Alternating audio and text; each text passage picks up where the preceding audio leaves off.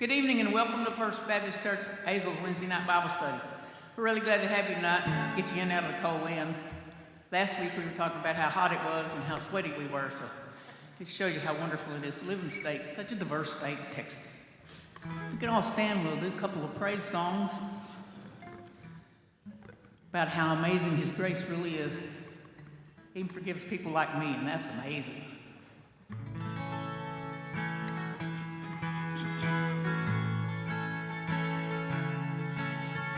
Amazing grace, how sweet the sound that saved a wretch like me. I once was lost, but now am found. Was blind, but now I see. 'Twas grace that taught my heart to fear, and grace my fears relieved. How precious did that grace appear the hour I first believed. Through many dangers, toils, and snares, I have already come. This race has brought me safe thus far, and grace will lead me home. When we've been there 10,000 years, bright shining as the sun, we've no less place to sing God's praise than when we first begun. Amen. Y'all sound pretty good on that. Thinking about 4 different people I saw out there. I'm going to get them up here with us just to see if they'll stay. About 1948, Nick Williams wrote this song. He wasn't recording yet. He wouldn't have any records out yet. But I think somebody really wronged him, and that's why he wrote this song. And I know there's a lot of us that have been wronged in the past. We probably feel the same way. This is him saying, I'd rather be like me than be like them. Thank you, Lord.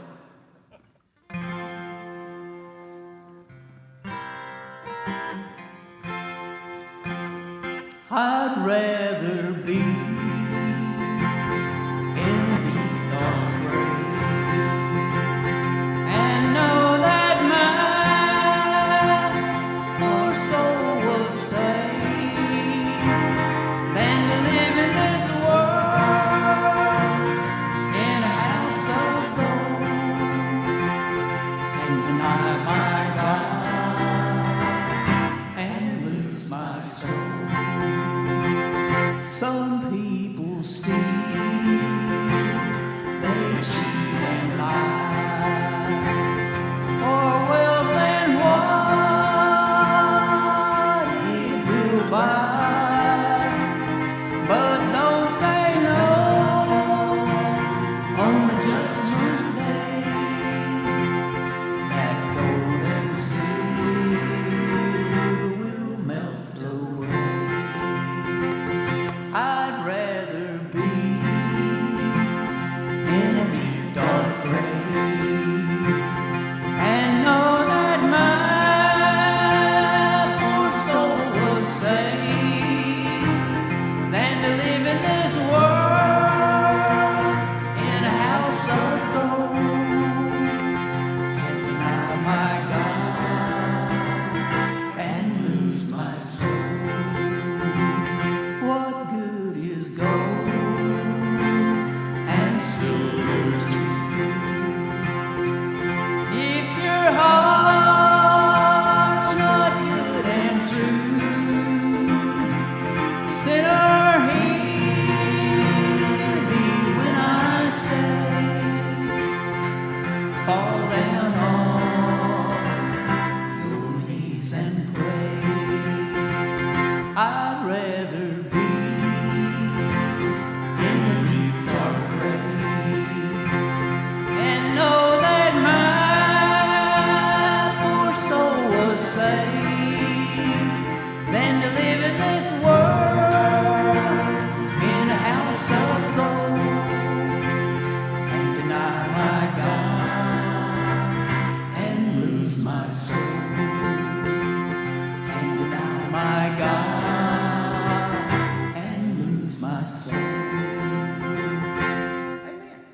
a seat.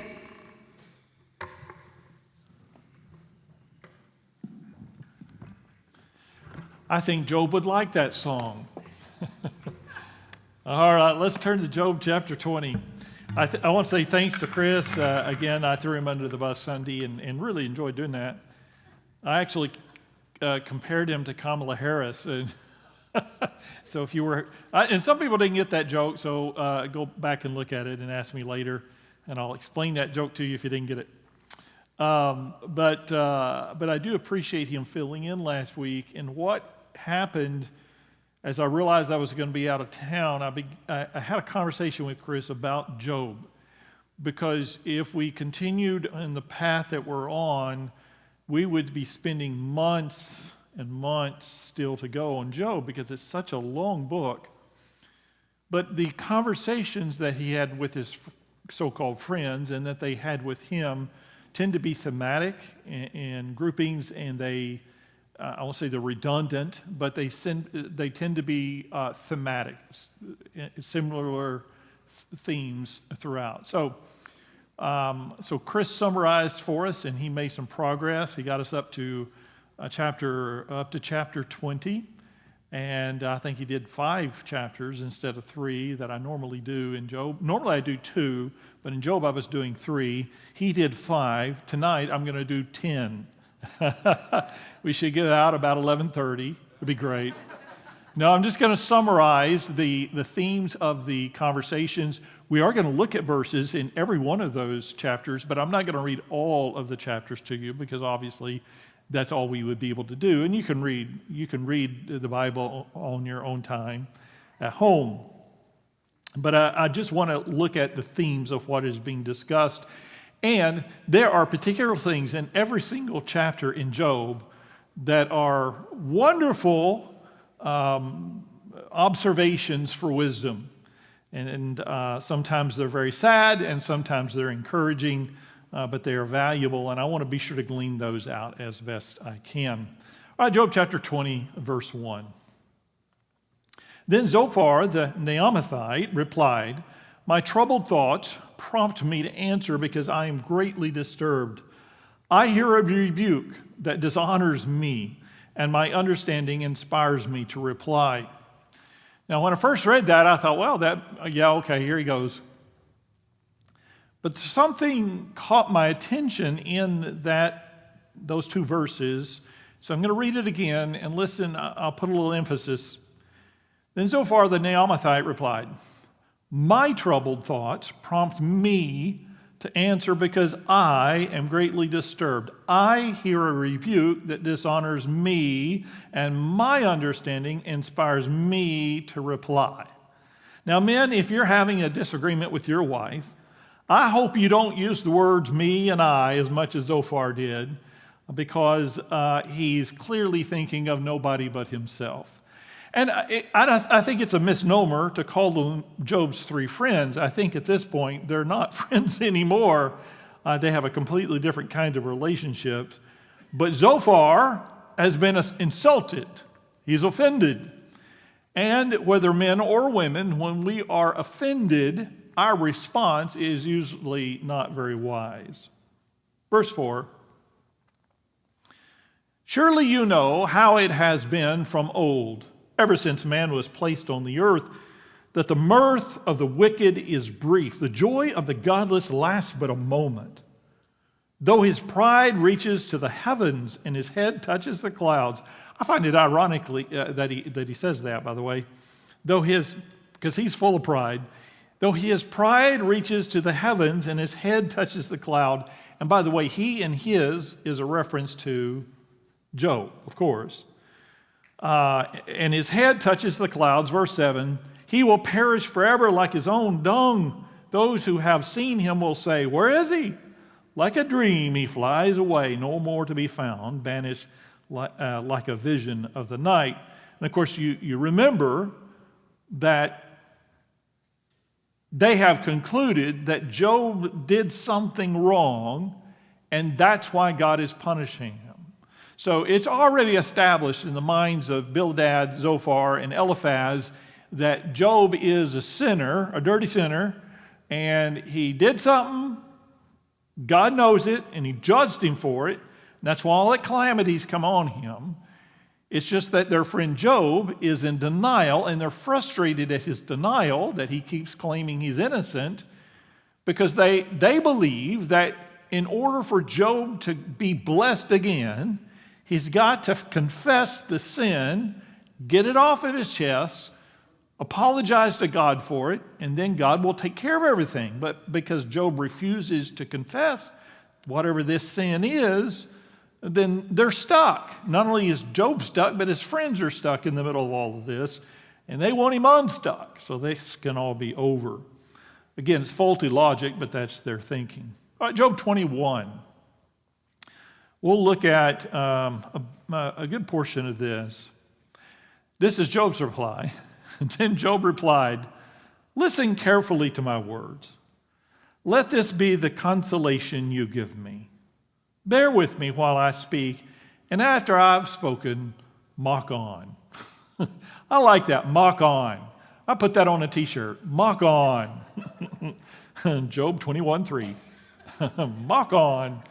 It's like wax on, wax off, right? Mock on. Verse 4. Is my complaint directed to man? Why should I not be impatient? Look at me and be astonished. Clap your hand over your mouth. When I think about this, I am terrified. Trembling seizes my body. Why do the wicked live on, growing old and increasing in power? They see their children established around them, their offspring before their eyes. Their homes are safe and free from fear. The rod of God is not upon them. Their bulls never fail to breed. Their cows calve. Ooh, that's hard to say. Their cows calve and do not miscarry. They send forth their children as a flock. Their little ones dance about. They sing to the music of tambourine and harp. They make merry to the sound of the flute. They spend their years in prosperity and go down to the grave in peace. Yet they say to God, "Leave us alone. We have no desire to know your ways. Who is the Almighty that we should serve him? What would we gain by praying to him?" Can anyone teach knowledge to God, since he judges even the highest? This is verse 22. Can anyone teach knowledge to God, since he judges even the highest? One man dies in full vigor, completely secure and at ease, his body well nourished, his bones rich with marrow. Another man dies in bitterness of soul, never having enjoyed anything good. Side by side they lie in the dust, and worms cover them both. Always remember seeing the caption of two coffins, one the coffin of a rich man, the other coffin, the coffin of a poor man, and they sit there side by side, and they're both equally dead, and that's what Job is trying to say. So after appealing once more for their understanding and sympathy, Job replied to Zophar's statements and refuted each of them. Do you know, or did you notice what Zophar's claim was? The claim was, good people have good things happen to them, and bad people get judged by God. They end up in pain and agony, and again, the implication is Job's in pain and agony, so he must be one of the evil people. Job's reply is, actually, no, that's not true. I have noticed, Job says, that there are lots of evil people, and they're having a ball. And that is true too. You and I see them. They don't care anything about God.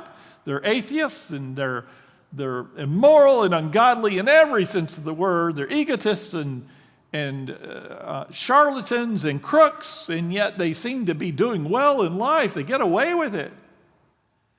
And it's frustrating to see people like that. And Job is frustrated at that.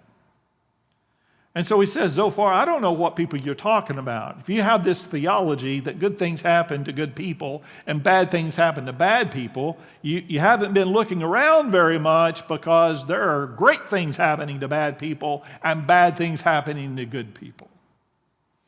Now, where they're both short-lived is the fact that God thinks eternally and we think in the here and now. And Job surely understands that in the end, those bad people living it up and living the dream in this life will stand accountable before God, just like those who are struggling. And so that's his reply in a nutshell. He says that from his point of view, from Job's point of view, it appears that the wicked do live long lives. And by the way, sometimes they live long lives and sometimes they don't. They're often not sent calamity, and the death of the wicked is no different than the death of other men. Point by point, Job took Zophar's speech and shredded it into bits. But first, listen to Job's appeal to his friends that they try to understand how he feels, if you notice at the beginning of the chapter. He said, if you really want to console me, just keep quiet and listen. That's verse 2, or a paraphrase of it. The Greek philosopher Zeno said, the reason why we have 2 ears and only 1 mouth is that we may listen the more and talk the less. The friends of Job thought their words would encourage him, but he said that their silence would encourage him even more. Verse 34. So how can you console me with your nonsense? Nothing is left of your answers but falsehood. Now we'll get to that in just a moment, but does anybody have any comments or questions about chapters 20 and 21? Okay, it's Eliphaz's turn. He's going to speak up here in chapter 22, verse 1. Turn there with me if you would. Then Eliphaz the Temanite replied, can a man be a benefit to God? Can even a wise man benefit him? What pleasure would it give the Almighty if you were righteous? What would he gain if your ways were blameless? Is it for your piety that he rebukes you and brings charges against you? Is not your wickedness great? Are not your sins endless? You demand security from your brothers for no reason. You stripped men of their clothing, leaving them naked. You gave no water to the weary, and you withheld food from the hungry, though you were a powerful man, owning land, and honored man living on it. And you sent widows away empty-handed and broke the strength of the fatherless. That is why snares are all around you. Why sudden peril terrifies you. Why it's so dark you cannot see, and why floodwater covers you. Now, notice this. This is the argument of Eliphaz. At first, in his previous argument, Eliphaz and his friends said, look, Job, you seem like a great guy. But you must have done something bad in order for this to happen. We don't know what it is. You probably know what it is. You have to know what it is. Go ahead and confess it. We'll be willing to listen to your sin because we don't know, but we know something happened. We know you sinned somehow. So tell us what the sin is. We don't know. Well, Eliphaz apparently has figured out Job's sins, because he begins to list the sins of Job in this chapter. First time he's done this. But he says, first of all, your wickedness is great and your sins are endless. He just goes downhill from there. That's pretty bad. Verse 6, you demand security from your brothers for no reason. You stripped men of their clothing, leaving them naked. Now, I don't know if he knows this happened or he's speculating that this happened, but he's acting like he's got some sort of repressed memory that's coming back. Oh, yeah, come to think of it, I think you did all these things. Verse 7, you gave no water to the weary, withheld food from the hungry. You are powerful, an honored man and living on the land, and you sent widows away empty-handed and broke the strength of the fatherless. So on and on he goes, saying, you dirty dog, you did this, you did this, you did this, you did this, and you did this. He is judge, jury, and executioner at this point. So what should have been an encouraging discussion among his friends had become an angry and painful debate. Instead of trying to calm things down, Eliphaz assumed the office of prosecuting attorney and turned the debate into a trial. It was 3 against 1, by the way, as Job sat on the ash heap and listened to his friends lie about him. According to the Jewish Talmud, it says, the slanderous tongue kills 3, the slandered, the slanderer, and him who listens to the slanderer. At the ash heap and Uz, it was death all around for Job and his friends. All right, that's chapter 22. And again, I know that was a summary. Any comments about chapter 22? Yes? Like it's a whole list of lies. Because, Job 1 talks about, God says that Job is a blameless man. Yeah, so we know that. That's correct. And by the way, again, Eliphaz in the beginning knew that he didn't know what Job's sins were, or he would have said it in his very first speech. But he doesn't. That's why he wants Job to confess, because he doesn't know Job's sins.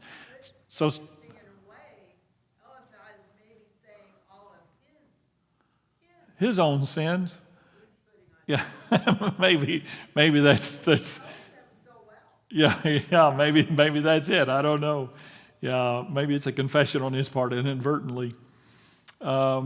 Yeah, but it's an odd thing. So now, but for whatever reason, now he thinks he knows the sins of Job, and he just is out. Which, by the way, are all of these sins true?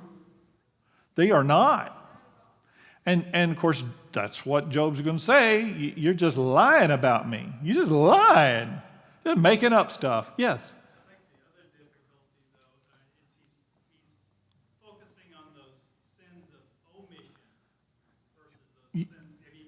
Things he didn't do. Right. You're right.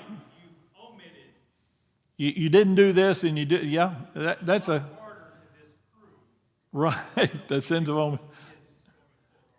Yeah, that's a good point. That's a good point. Yeah, things he didn't do.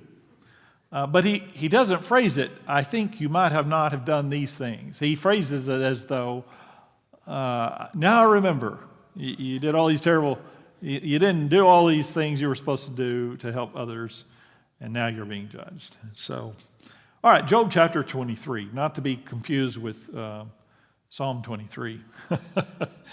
Job 23, verse 1. Then Job replied, even today my complaint is bitter. His hand is heavy in spite of my groaning. Who's his hand?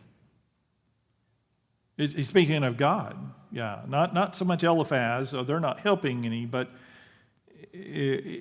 generally, Job's complaint is about God. Verse 3, if only I knew where to find him. If only I could go to his dwelling. I would state my case before him and fill my mouth with arguments. I would find out what he would answer me and consider what he might say or what he would say. Would he oppose me with great power? No, he would not press charges against me. An upright man could present his case before him, and I would be delivered forever from my judge. So he's wishing, and he has made similar statements before. Now look with me in Job chapter 24, verse 1. He continues, why does the Almighty not set times for judgment? Why must those who know him look in vain for such days? Men move boundary stones, they pasture flocks, they have stolen, they drive away the orphan's donkey, they take the widow's ox in pledge, they thrust the needy from the path and force all the poor of the land into hiding. Now look with me in verse 14. When daylight is gone, the murderer rises up and kills the poor and needy. In the night he steals forth like a thief. The eye of the adulterer watches for dusk. He thinks, no eye will see me. Then he keeps his face concealed. In the dark, men break into houses, but by day they shut themselves in. They want nothing to do with the light. For all of them keep darkness as their mourning. They make friends with the terrors of darkness. Yet they are foam on the surface of the water. Their portion of the land is cursed so that no one goes to the vineyards. As heat and drought snatch away the melted snow, so the grave snatches away those who have sinned. So here's where he's going with this. Instead of arguing with his friends or compromising his integrity by giving in to Eliphaz's appeal, Job ignores them completely and speaks to and about God. Job has already made it clear that his dispute was not with men, but with God, and he emphasizes this fact in this speech. Job said that he had 3 complaints against the Lord, and these are the 3 complaints. Number 1, God is hiding from me. That's in verse 1 through 12 that I just read in chapter 23.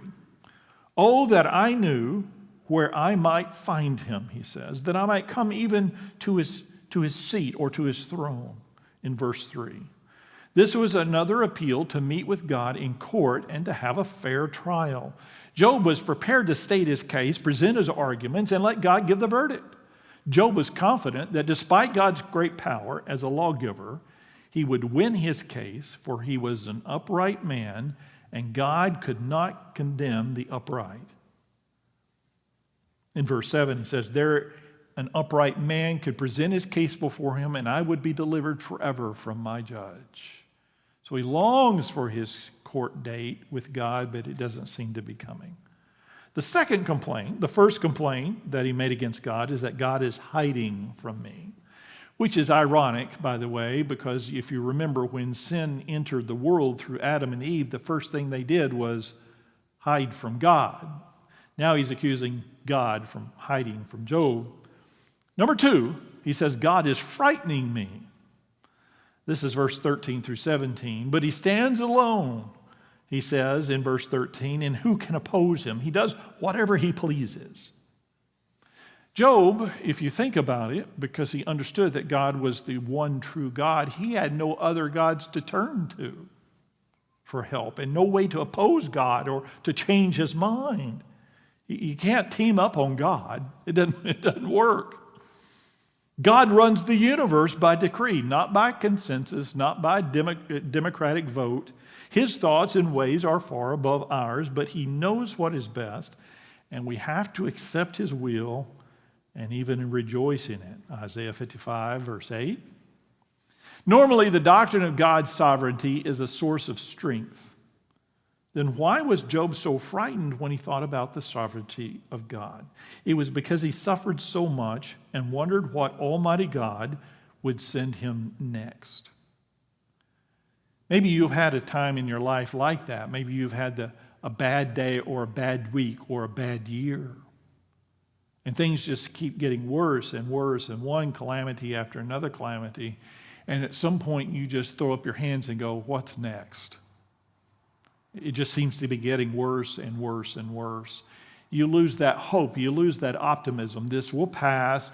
I'll get through this phase of my life. I'll move on to the next. There will be better days ahead. The sun will come out tomorrow. But at some point, as things get worse and worse and worse, you just spiral emotionally, spiritually, and you struggle. And that's where Job is. He does not see a tomorrow, let alone the sun coming out. So he's struggling with that, and it terrifies him. When, like Job, you and I are in darkness and pain, it's easy to fall apart and become frightened. As he says in verse 14, he carries out his decree against me, and many such plans he still has in store, which means God's not done with me yet. He's still going to make things worse. The third complaint is that God perplexes me, he says. God perplexes me. This is in chapter 24, the part that I just read. This entire chapter focuses on the seeming injustices that God allows in this world.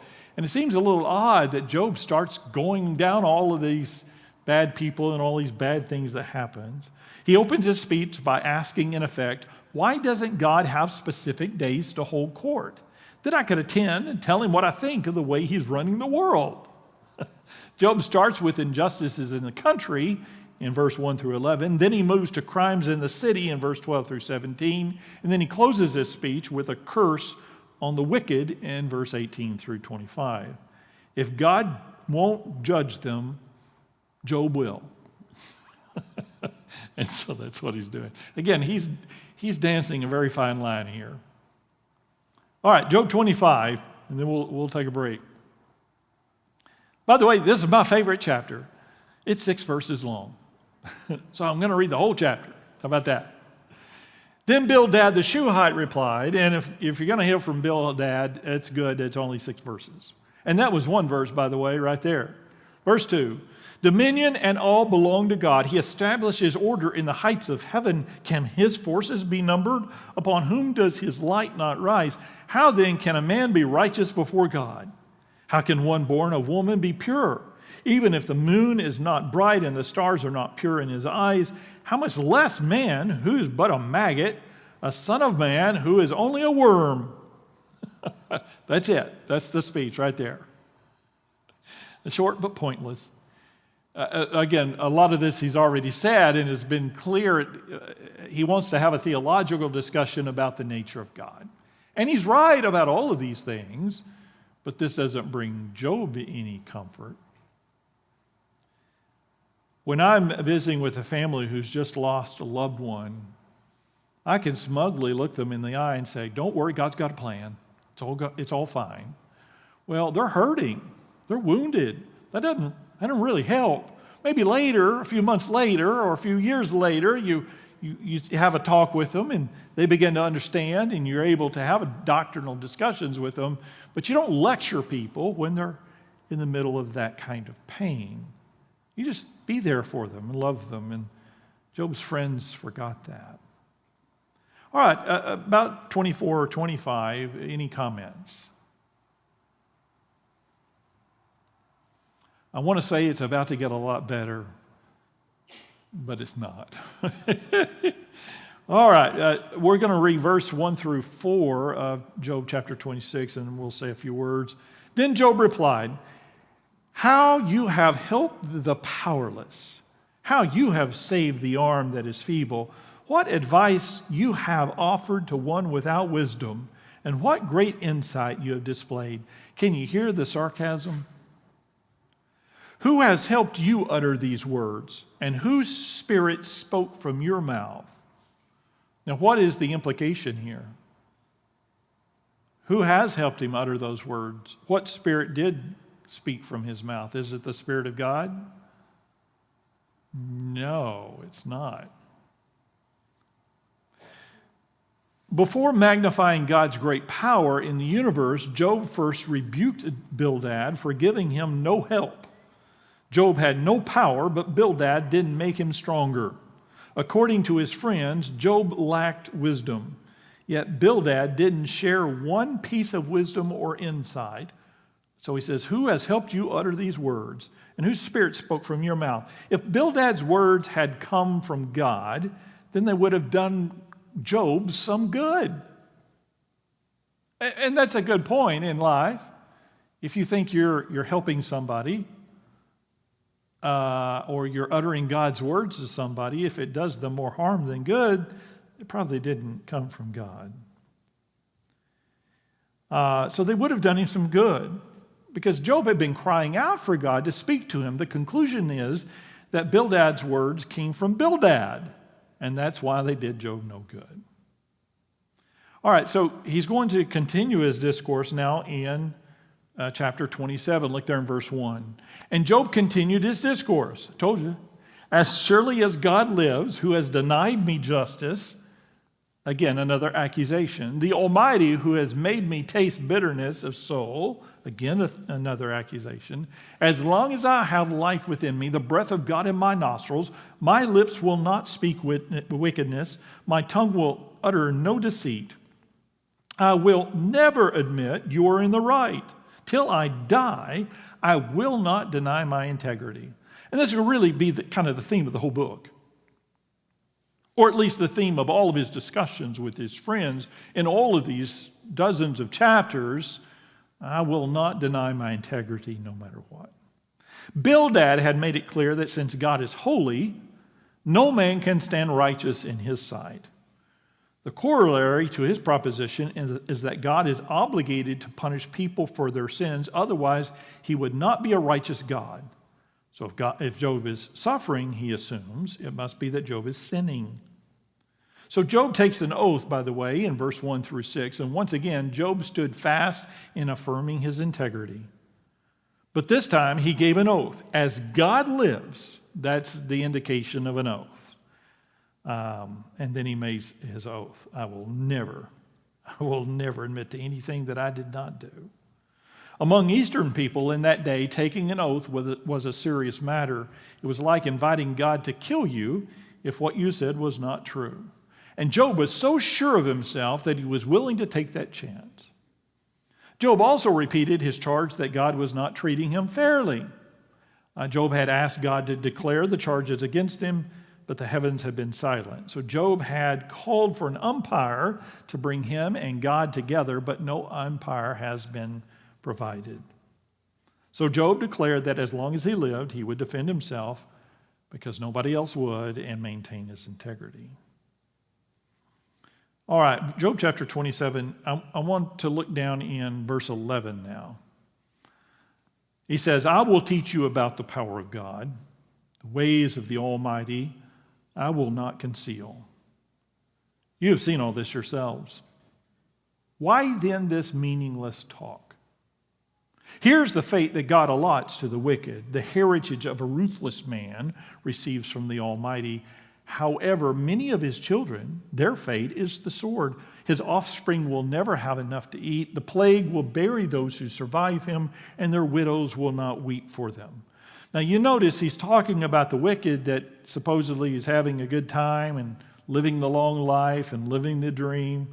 Here he says, if you think about the future, after he dies, his children will end up being punished or having a difficult life because of the sins of the father. The widow is mentioned here. Those who survived him are mentioned in verse 15. And so he's talking about ultimately down the road there are repercussions. So Job teaches a lesson, and I wonder if he's not teaching himself a lesson. He says, I will teach you about the power of God. And he describes God's judgment of the wicked. On the day when God vindicates Job, this is what will happen to his enemies. They will die, and their widows will not mourn for them. A terrible insult in the Eastern world.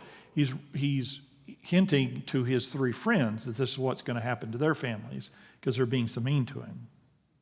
Their children will be slain by the sword or the plague, and if any survive, they will spend the rest of their lives begging for something to eat. The wicked will lie down rich and wake up poor. Their silver and expensive clothing will be gone. Their houses will be destroyed like cocoons. I didn't read that verse, but that's further down. Or spider webs, or like the temporary shacks of the watchmen in the fields. The death of the wicked will not be peaceful. Terrors will come in at night like a flood and carry them away. So he brings on his conclusion starting in chapter 28. So look in chapter 28 with me, verse 1. Job says, there is a mine for silver and a place where gold is refined. This is an interesting chapter, by the way. He's going to talk about gems and gold, and he makes a profound point from this. There is a mine for silver and a place where gold is refined. Iron is taken from the earth, and copper is smelted from ore. Man puts an end to the darkness. He searches the farthest accesses or recesses for ore in the blackest darkness. Far from where people dwell, he cuts a shaft in places forgotten by the foot of man. Far from men, he dangles and sways. The earth from which food comes is transformed below as by fire. Sapphires come from its rocks, and its dust contains nuggets of gold. Sounds like a prospector. Look with me in verse 12. But where can wisdom be found? Where does understanding dwell? Man does not comprehend its worth. It cannot be found in the land of the living. In other words, you can't mine it. The deep says, it is not in me. The sea says, it's not within me. It can't be brought with the finest of gold or bought with the finest of gold. And he's talking about wisdom. Nor can its price be weighed in silver. It cannot be bought with the gold of Ophir. Ophir? With precious onyx or sapphires. Neither gold nor crystal can compare to it. Nor can it be had for jewels of gold. Coral and jasper, not worthy of mention. The price of wisdom is beyond rubies. The topaz of Cush cannot compare with it. It cannot be bought with pure gold. Where then does wisdom come from? Where does understanding dwell? It is hidden from the eyes of every living thing, concealed even from the birds of the air. Destruction and death say, only a rumor of it has reached our ears.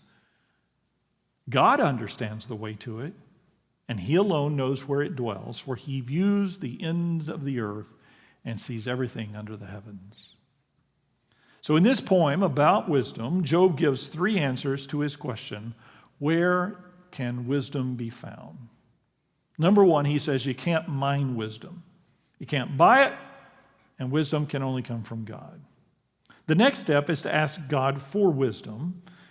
And ultimately, that's what he's getting at. As we fellowship with other believers in the church and share with one another over the weeks, months, and years, we can learn wisdom. Reading the best books can also help us grow in wisdom and understanding, but the important thing is that we focus on Christ, for he is our wisdom. 1 Corinthians chapter 1, verse 24 tells us that.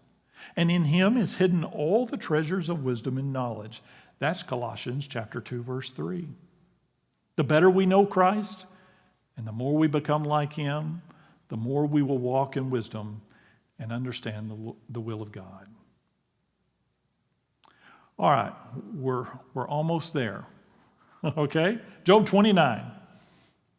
By the way, before I read this, Job and his friends had shared 3 rounds of speeches. And now Job felt it was time for him to sum up his defense. The phrase, moreover, in some translations, Job continued his parable or his discourse in verse 1. We'll see that. And it suggests that Job had paused and waited for Zophar to take his turn to speak, but apparently Zophar was silent. Perhaps Zophar felt it was a waste of time to argue with Job anymore. So, chapter 29, verse 1, Job continued his discourse. How I long for the months gone by, for the days. Now, well, let me stop right there. This is both sad and beautiful. I have shared this passage with you on Sunday morning in the last year or so. I remember it well. It's poignant. It makes a profound point. So listen to this part. How I long for the months go by, for the days when God watched over me, when his lamp shone upon my head, and by his light I walked through darkness. Oh, for the days when I was in my prime, when God's intimate friendship blessed my house, when the Almighty was still with me, and my children were around me, when my path was drenched with cream, and the rock poured out for me streams of olive oil. I went to the gate of the city and took my seat in the public square. The young men saw me and stepped aside, and the old men rose to their feet. The chief men refrained from speaking and covered their mouths with their hands. The voices of the nobles were hushed, and their tongues stuck to the roof of their mouths. Whoever heard me spoke well of me, and those who saw me commended me, because I rescued the poor who cried for help, the fatherless who had none to assist him. The man who was dying blessed me. I made the widow's heart sing. I put on righteousness as my clothing. Justice was my robe and my turban. I was eyes to the blind and feet to the lame. I was a father to the needy. I took up the case of the stranger. I broke the fangs of the wicked and snatched the victims from their teeth.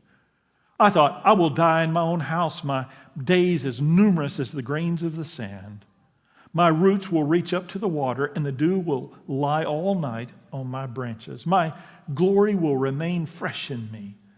The bow ever new in my hand. Men listened to me expectantly, waiting in silence for my counsel. After I had spoken, they spoke no more. My words fell gently on their ears. They waited for me as for showers and drank in my words as the spring rain. When I smiled at them, they scarcely believed it. The light of my face was precious to them. I chose the way for them and sat as their chief. I dwelt as a king among his troops. I was like one who comforts mourners. Now, my first response to that is Job maybe is exaggerating, or it sounds egotistical. But the reality is, because we know from the conversation that God had with Satan that Job was an amazing guy. And it's easy to lose sight of that in this pit-dwelling conversation that he's having with his friends. He's so sick and he's so feeble and he's hurting and in pain and he has nothing and every blessing in his life has been stripped away. But he is now remembering the days of old. And they were good days. I don't know what your past was like, but wow. I mean, he had had a really great life. I know I've visited places in the earth where there are people who live the way that Job is living now all the time. They're always covered with sores. They're always poor and hungry, and their friends and family is dying around them because of poverty and disease. And that's not a surprise to them. That's just how life is, because their neighbors are the same way, and the people in the next block are the same way, or in the next trash heap. Been to India, to Mumbai, if you've been there. The largest slum in the world. Millions live in that slum. I've been to Manila. They have a trash place there outside of Manila, which is, I think, the second largest slum in the world, and it's the same.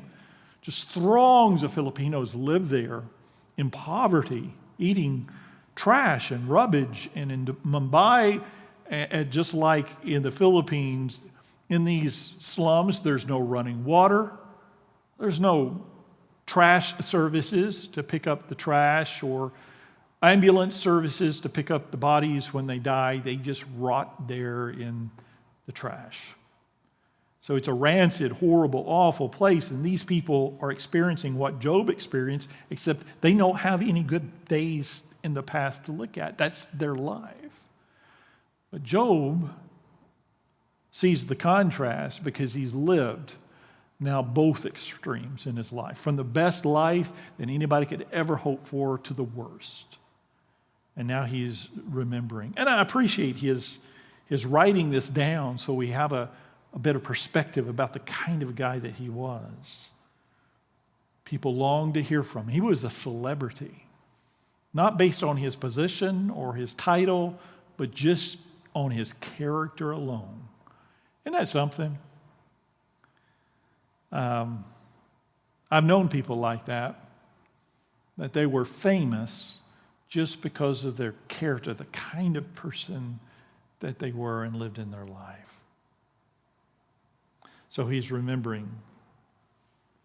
Oh, that I were as in months past, as in the days when God preserved me. When we are experiencing trials, it's natural for us to long for the good old days. If there are good old days. Now, you and I are not like Job, but we're not like the people living in Mumbai either. Mumbai used to be called Bombay, by the way. I remember that. They changed the name when it stopped being an English province, and they changed it to Mumbai. But Bombay, I remember Dr. Bombay, of course. Does anybody know who that is? Dr. Bombay, calling Dr. Bombay. Oh, my goodness. That was the doctor on Bewitched. Oh, okay. Anyway, all right. That's how old I am. Not even the senior adults raised their hand. Oh, my goodness. We're somewhere in the middle. We haven't lived a perfect life, but we've lived a life enough to remember there were wonderful days. There were good days. And so we kind of get it when he talks about the good old days. But our longing will not change our situation. Someone has defined the good old days as a combination of a bad memory and a good imagination. Because the good old days seem to get better. They didn't seem like the good old days at all at the time. In Job's case, however, his memory was accurate, and the good old days really were good. There's a ministry in memory if we use it properly. Moses admonished Israel to remember the way God had led them and carried them through to the promised land. In fact, the word remember is found 14 times in Deuteronomy, and the word forget only 9 times. In the days of disappointment, it's good to remember the years of the right hand of God. Psalm chapter 77 tells us that, but the past must be a rudder to guide us and not an anchor to hold us back. If we try to duplicate today what we experienced yesterday, we may find ourselves in a rut that robs us of maturity. Now, I'm going to leave you with one verse, and we'll conclude for tonight. This is Job chapter 30, verse 1. I'm going to leave you with a cliffhanger, or whatever you want to call it. He's now remembered all the wonderful days of the past, and he says in chapter 30, verse 1, "But now they mock me. Men younger than I, whose fathers I would have disdained to put with my sheepdogs." And he continues from there. But now, and he's going to deal with the awful reality in which he is finding himself. All right, any comments or questions about any of these 10 chapters tonight? Yes, Sharon. I think all the things he's listed, the former times, really answer Bildad's accusation. I noticed that too. Yeah, it's Bildad who had a very inaccurate memory of his friend Job. And obviously what Bildad said, that you must have not taken care of the widows and this and that, was just it was lies, and Bildad must have known it was lies when he said it. But yeah, I noticed that too. Anybody else? Okay, now again, the reason so tonight was 10 chapters. Next week is 8 chapters.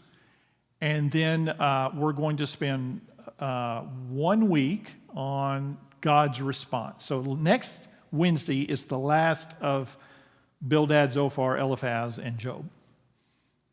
They stop talking at the end of next week. And then we're going to spend 2 weeks from tonight on God's reply. That's 4 chapters, but they're brief. So God's reply, you want to be here for God's reply, by the way. And then we're going to spend one final week on what we call the epilogue. What happens to Job and what happens to his friends, we'll find out then. So be sure to be with us for the next 3 weeks as we look at those final chapters. All right, that concludes